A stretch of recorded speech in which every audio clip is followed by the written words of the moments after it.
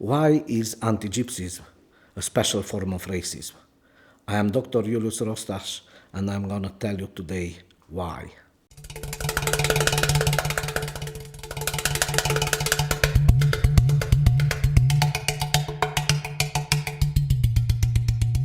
First, let's start with terminology.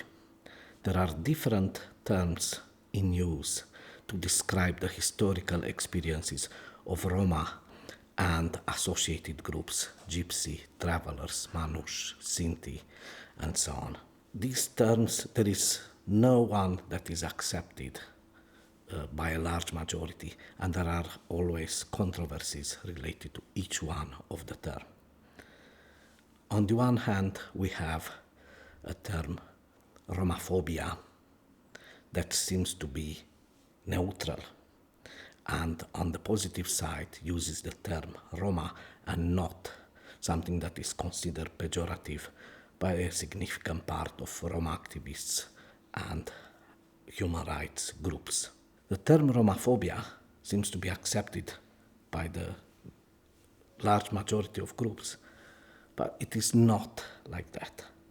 It suggests a medical solution to the problem, like having pills, or we cannot treat racism against these groups with pills or therapy. What we need is, in fact, norms, procedures, and institutions to deal with the problem, to educate the public and to sanction whenever such violations happen. And therefore, phobia seems to suggest an alternative way to that. Another suggested term that uses a positive connotation, a positive term, is anti-Romaism. Now, it sounds for the majority of Roma activists as a forced term, because it's not also very much used, but it doesn't say what it contains. It's just a project identity that comes with it, and very few people are accustomed or knowledgeable about its content. A term that is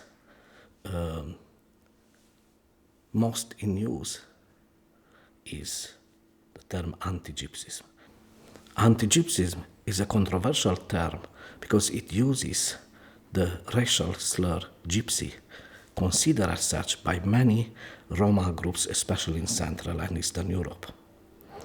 Therefore, although it is the widest term in use to describe the historical experiences of Roma, there is a strong opposition in certain countries and in certain circles to use this term. There is also the more neutral formula, anti-Roma racism.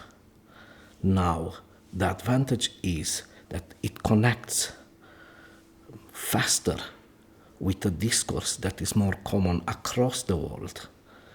Anti-racist movements in the past decade being very prominent, such as Black Lives Matter and the indigenous movements all over the world. Therefore, it creates a bridge between different anti-racist movements. Now, the controversy related to this term is that it loses its specificity when it comes to particularities of Roma experiences in Europe. And I consider it, as a Romani studies scholar, really important to emphasize what exactly differentiates Roma experiences from other forms of racism throughout the world. Anti-Roma racism is a positive formula using an accepted term Roma.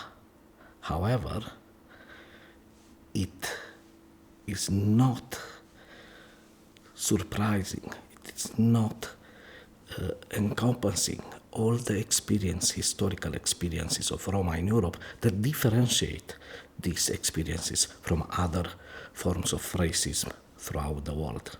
When we decide which term to use to describe these historical experiences, we have to take into consideration the historical and cultural context in which we place ourselves. For example, when we speak English, we use the term anti-Gypsyism. But how about when we speak German or Spanish or other languages?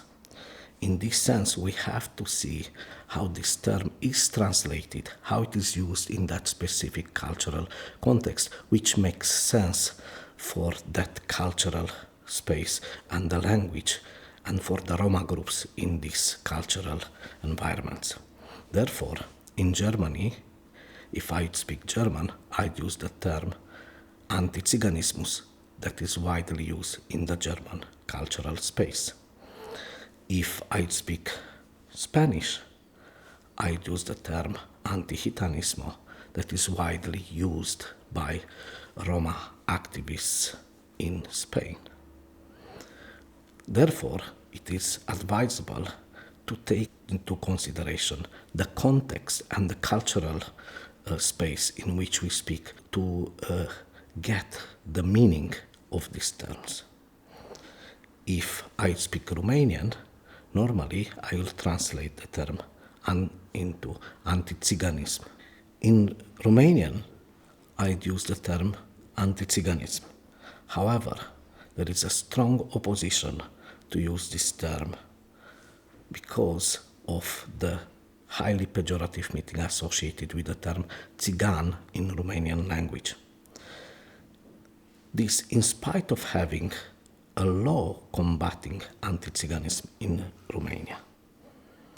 Therefore, it is up to the Roma activists in each country to define and to decide on which term is best to be used.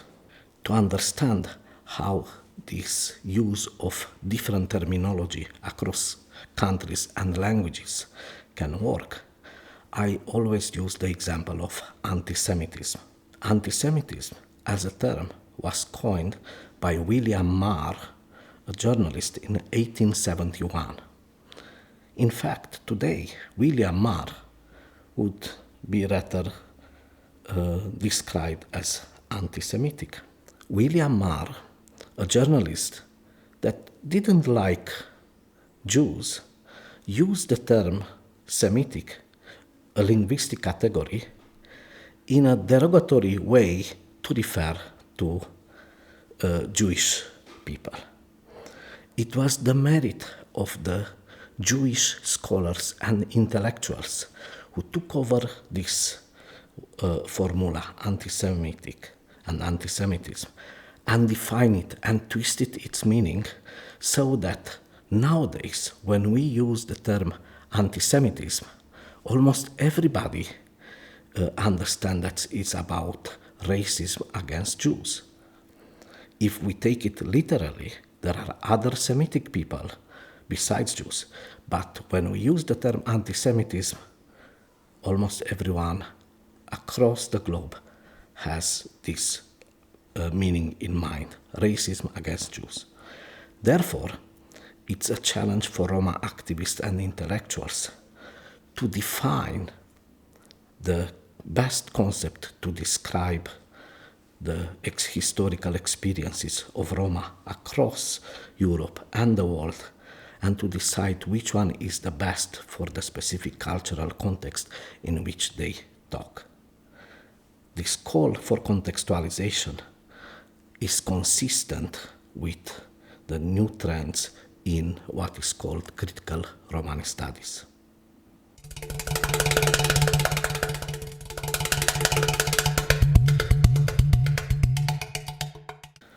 Anti-Gypsyism is a historically constructed, persistent complex of customary racism against social groups identified under the stigma Gypsies or other related terms, and incorporates a homogenizing and essentializing perception and description of these groups, the attribution of specific characteristics to them, and discriminating social structures and violent practices that emerge against that background, which have a degrading and ostracizing effect and which reproduce structural disadvantages. The most used definition of anti-Gypsyism is provided by the European Commission Against Racism and Intolerance of the Council of Europe. This definition has been taken over by the European Parliament and the European Commission in their work. ECRI's definition is the following. Anti-Gypsyism is a specific form of racism, an ideology founded on racial superiority, a form of dehumanization and institutional racism nurtured by historical discrimination, which is expressed, among others, by violence, hate speech, exploitation, stigmatization, and the most blatant kind of discrimination. Anti-Gypsyism is a controversial term also because of the different definitions provided by actors. For example, International Holocaust Remembrance Alliance has provided a working definition of anti-Gypsyism that has been taken over by few governments and which makes use of the term racism and discrimination, basically equating them. I think that's a basic mistake that just contributes to the confusion related to anti-Gypsyism and racism against Roma. Scholars in Romani studies have also provided different definitions of anti-Gypsyism or Romaphobia and so on, and therefore we have nowadays plenty of definitions and terms that are in use. Based on my own research, work with Roma and interviews and documentation for over 25 years, I use the following definition.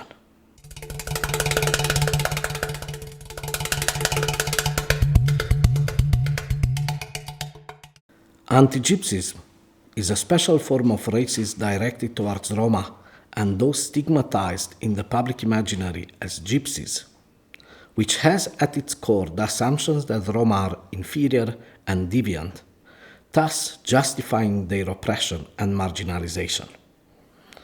Other assumptions of anti-Gypsyism are nomadism, Orientalism, ruthlessness, and backwardness. I use the term anti-Gypsyism being aware of the pejorative connotation of the formula gypsy. However, the social imaginary concept helps us understand how anti-Gypsyism works. In fact, what triggers the reaction of racists is the image, the projection they have of the gypsy, of Tsigan, and not necessarily that of Roma or Rom. Therefore, when they hear or understand that in their mind the projection of gypsy or Tsigan is at stake, they employ a certain type of behavior towards those perceived as such, irrespective if those declare themselves or not as belonging to the minority. I use in my definition of anti-Gypsies the concept of social imaginary. This concept helps us understand how anti-Gypsies works in practice, what triggers the reaction and a specific behavior from racists and sometimes from the majority society is the term and their projection, the projection they have in their minds of the term gypsy or Tsigan or Tsigoiner, and not that of the term Roma, that many of them have no understanding of. And therefore, This concept helps us to understand not only how anti-Gypsyism works, but also justifies why I am using the term anti-Gypsyism and not another alternative term. As a Romanian Roma, I am also sensitive to the specific connotation the term Tsigan has in Romanian cultural context, and therefore I think it is high time for Romanian Roma activists to come together and to define what kind of terminology should be used, as we have different branches of the government using different formulas to express the historical experiences of Roma in Romania. The Romanian context is important, and we need to expand the geographical area to understand the use of terminology and definition.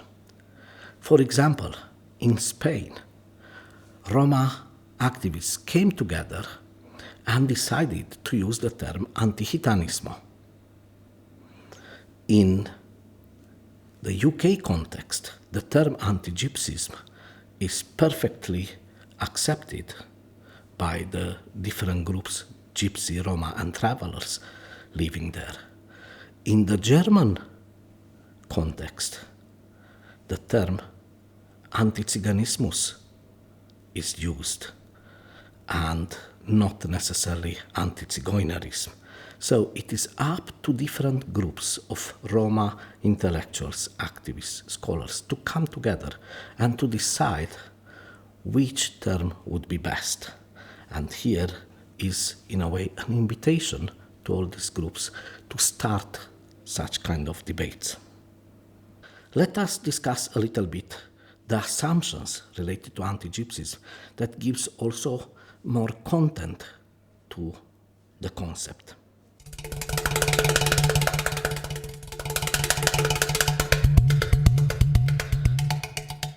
As we all know, criminality is very much linked in the public imaginary with Roma.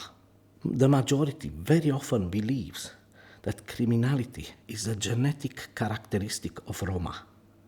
And already from early writings, Roma were linked with criminality.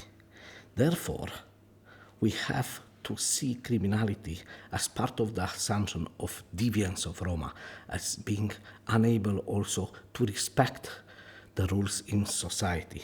And this served as a justification to exclude Roma or to punish them more severely than other groups in society. Nomadism is seen by the majority as a way of life of Roma, as a characteristic that is, again, in their blood. They like to wander around and to enjoy a free life. Nomadism also points out to the untrustworthiness of Roma, that they do not work hard like the majority, and therefore they are unreliable. Rootlessness refers to the perception of Roma by the majority population as lacking a sense of identity, as wandering around without a connection to territory, and therefore lacking any past memory, without a sense of belonging, and that differentiates them who live just in the present from us, the majority, that are having a history, that are having also a present, and that we plan for the future. Rootlessness is also perception by the majority that Roma have an easy life without responsibilities and without planning. Orientalism emphasized the non-European origins of Roma, the lack of intellectual capabilities, and focuses on the idea that Roma are the significant other. Connected to Orientalism comes the notion of backwardness, which presents Roma as uncivilized, uneducated, and resistant to be educated, civilized. Modernization of Roma means adopting rules and norms that belong to the majority society and thus becoming more like us.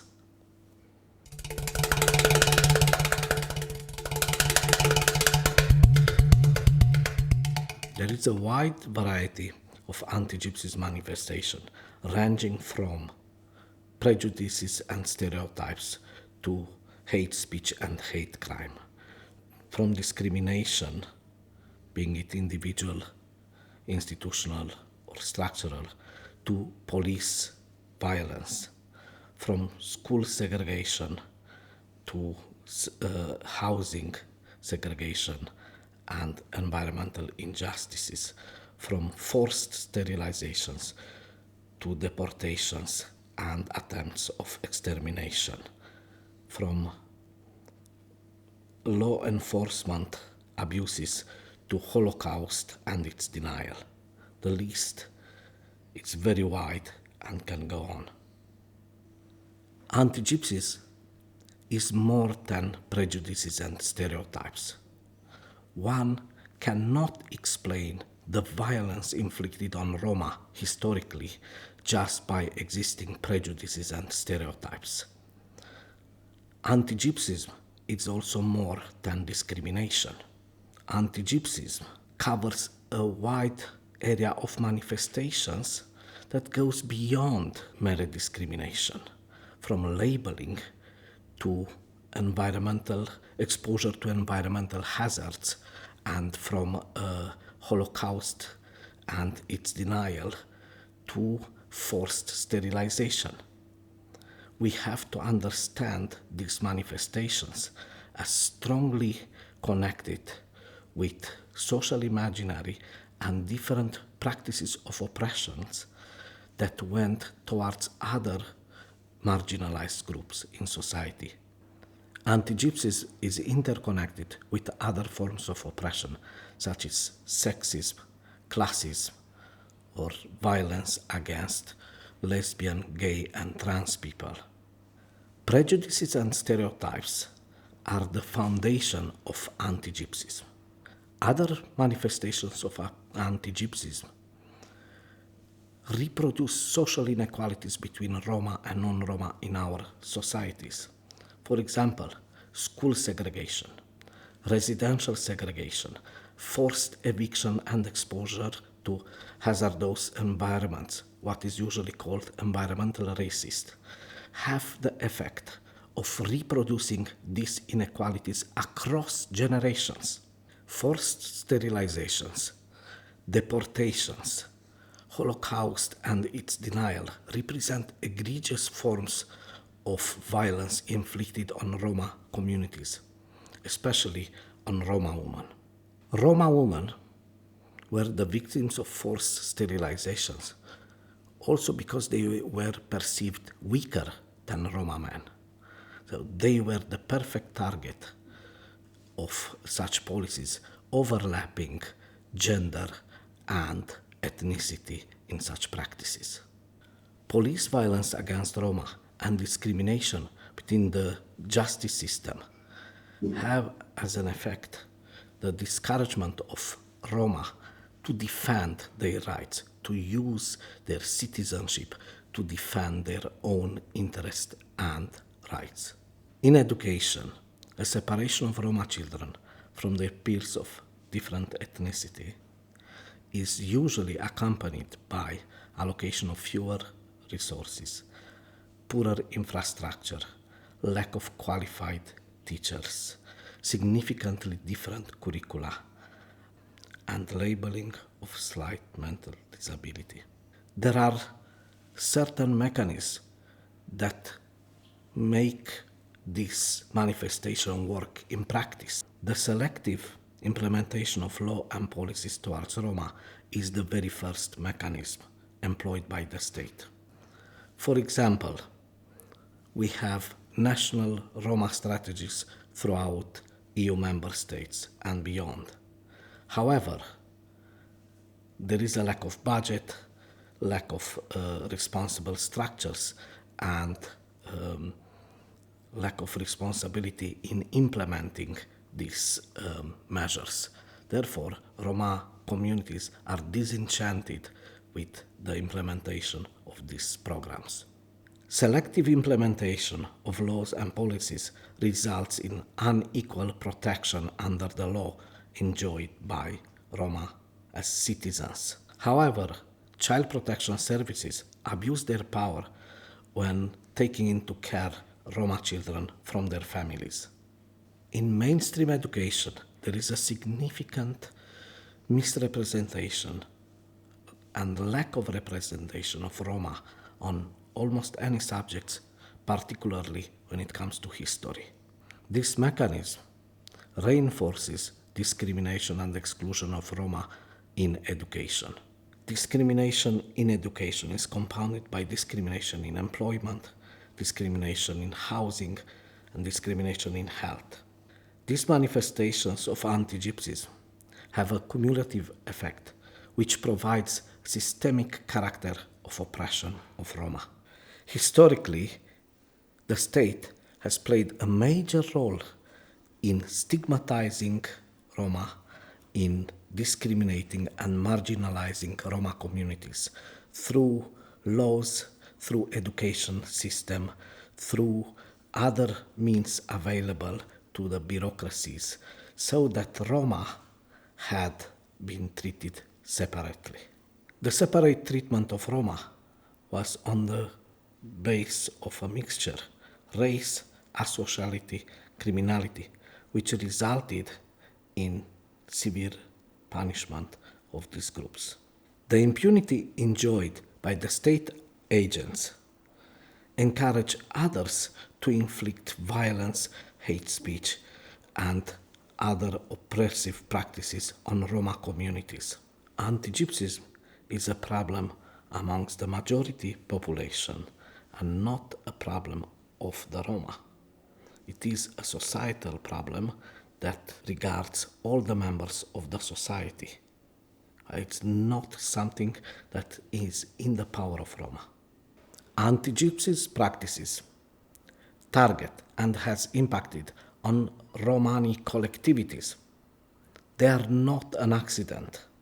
They are deliberate, and they are not targeting individuals. When we speak about anti-Gypsyism, we have in mind Romani groups that are subjected to it. In order to understand historical relations between Roma and non-Roma in our societies, we have to analyze power relations.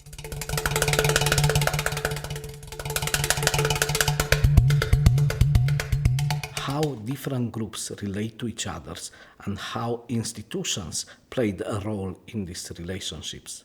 The institutions are an expression of the majority will, but also of ethnicity, and the role of the nation-state proved to be essential in understanding and perpetuating anti-Gypsyism. One of the most important consequences of anti-Gypsyism is the increasing social, economic, and political inequalities in societies. For example, in the social life, Roma are overrepresented among the poorest communities in our societies. Economically, according to Fundamental Rights Agency, 80% of Roma are excluded. Politically, Roma are underrepresented in elected bodies and are excluded from power-sharing arrangements.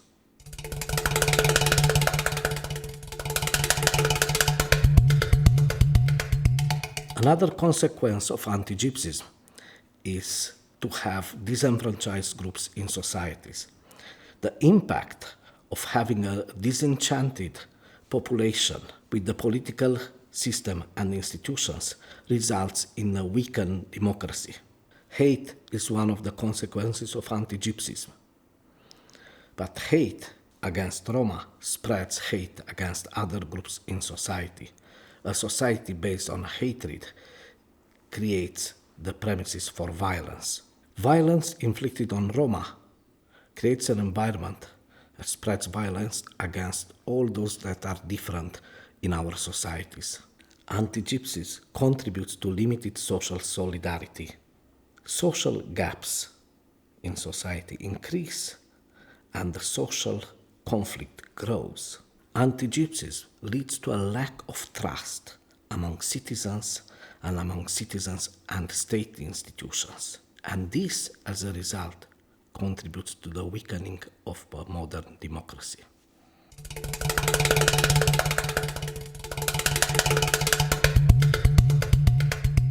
What can we do to combat anti-Gypsies? Here are some possible solutions. First, we have to acknowledge the past history of oppression of Roma. For this to happen, we need to document past events. We need to condemn and punish violence, and we have to educate the public. We have to promote memorialization and commemoration of Romani history and public figures. There is a need for reparations and compensations for the atrocities inflicted on Romani communities and Roma individuals. Wherever possible, the perpetrators should be punished, and the process of forgiveness has to happen if reconciliation is a value in that society. When we talk about compensations and reparations, we are referring to very specific practices, such as affirmative action in education. There is a need for having special access in higher education and including in high schools and other institutions. This has to be backed up by adequate scholarship program that allow children coming from disadvantaged background to compete on equal footing with their peers. When we talk about reparations, we have in mind support for identity representation institutions in public sphere, such as museums, cultural centers, philharmonics. But this is not enough. We need Romani artists and their cultural products to penetrate mainstream cultural spaces so that the public can educate itself about Romani history and culture. There is a need for educational reforms to include reforms of the mainstream curricula, in the sense to eliminate anti-Roma bias, to promote elements of Roma culture and history, to support Romani language teaching, to encourage Roma to become teachers within the educational system, and to adopt and implement inclusive teaching methodologies. By doing so, will benefit not only Roma, but the whole society. One of the key steps to transform the educational systems is to eliminate Roma school segregation. This can be done by adopting desegregation plans backed by anti-racist measures and anti-bias training for teachers and parents. From a legislation point of view, there is a need to effectively implement anti-discrimination laws, to have a legislative review, and to promote police reform. There is a need for a legal audit to investigate regulations and norms that facilitate the infliction of violence on Roma communities and individuals. There is a need to recruit Roma police officers, but also for a change in the institutional culture of police and other law enforcement agencies. One of the key elements is to introduce vetting when appointing public officials. That means scrutinizing their professional background to be free from anti-Gypsies statements or actions. To effectively combat anti-Gypsies, we need to improve the status of Roma. For this, there is a need to implement coherent and inclusive policies. Most of the states already have national strategies, government programs, and so on. There is a need to implement these programs and strategies in close cooperation with the Roma organizations and communities. Without an improvement of the status of Roma, no significant progress in combating anti-Gypsies will be recorded. Often, these services act unforeseeable. And the best example is that of Maria in Greece, when the services intervene only because of the color of the skin, and when there were allegations that this child does not belong to that Roma family. They were not interested into the well-being of the child if the child receives care within the family, if they have what to eat, and so on. It was purely racial bias that determined their intervention. The same happened in Ireland when 2 Roma children have been taken from their families, removed from their families by the social services, and the later investigation of the ombudsperson revealed that in fact it was racially motivated. Slavery is the darkest chapter in Romani history in Romani principalities of Moldova and Wallachia, but the effects of slavery is worldwide. One of the consequences of the liberation from slavery and the lack of measures to support former slaves was the second wave of migration of Roma in Western Europe and North and South America. Therefore, we have Romani communities in Argentina, in Mexico, but also in UK, some of them still speaking Romanian, that are originating from what is nowadays Romania. The intergenerational trauma still has to be researched. Studies on African Americans revealed that slavery and the traumas inflicted upon slaves is transmitted from generation to generation. We need such studies to reveal what kind of traumas were inflicted on Roma even nowadays. Roma Holocaust is an important identity marker for so many Roma across Europe and beyond.